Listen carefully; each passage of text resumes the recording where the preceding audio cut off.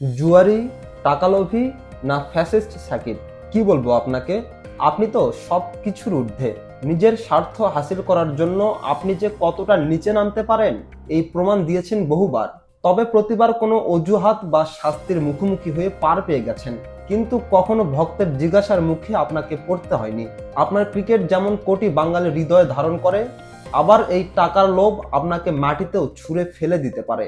আপনাকে যখন সবাই ফ্যাসিস্ট বলে আখ্যা দিয়েছে, যুবকদের একটা অংশ আপনার পক্ষে কথা বলেছে।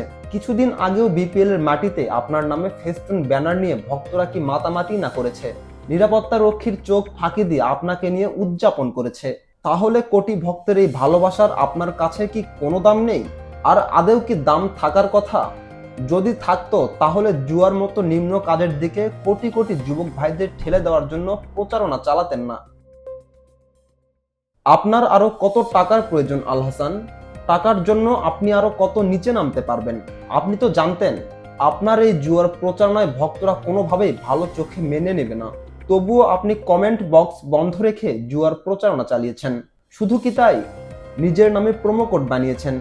নিজের নামে প্রোমো কোড বানিয়ে ডাবল অফারের লোভ দেখিয়েছেন।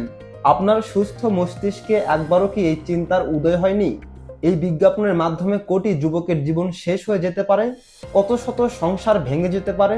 থরেই কি আপনার এসব নিয়ে চিন্তা করার সময় আছে? আপনার তো শুধু টাকা চাই। কোটি মানুষের ইমোশনের আপনার কাছে কোনো মূল্যই নেই। এর আগে জাতীয় দলে থাকাকালীন জুয়ার বিজ্ঞাপনের সাথে সম্পৃক্ত থাকার জন্য ক্রিকেট থেকে নিষিদ্ধ হয়েছিলেন। ফ্যাসিস্ট নামের আখ্যা নিয়ে দেশ ছেড়েছেন। বিসিবির কেন্দ্রীয় চুক্তিতেও নেই আপনার নাম। এরপর আবারও সেই পুরনো রূপে ফেরা। এখন দেশের মানুষ ভাবতেই পারে আপনার ব্যাংক অ্যাকাউন্টে পর্যাপ্ত টাকা নেই, সংসার চালাতে হিমশিম খাচ্ছেন, তাই বাধ্য হয়ে জুয়ার পথে নেমেছেন।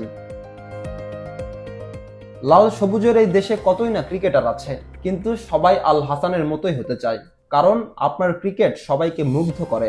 কিন্তু আপনার ব্যক্তিত্বকে ছোট একটা বাচ্চাও ঘৃণা করবে।